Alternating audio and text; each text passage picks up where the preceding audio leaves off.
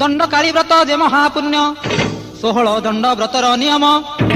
ତେଣୁ ଦଣ୍ଡ ନାଚ କରନ୍ତି ଜନ ଯେ ଆହାର ଦଣ୍ଡ ପ୍ରଥମ ଅକଟା ଅବଟା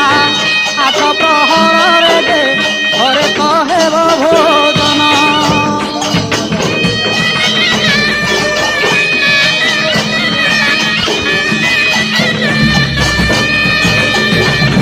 କୌଣସି ଶବଦ ଶୁଭିବ ନାହିଁ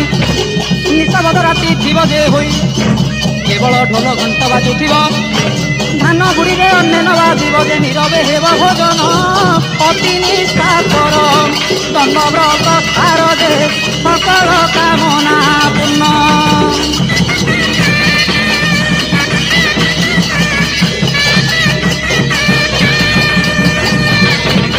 ଦ୍ୱିତୀୟ ଦଣ୍ଡ ଅଟେ ଉଜାଗର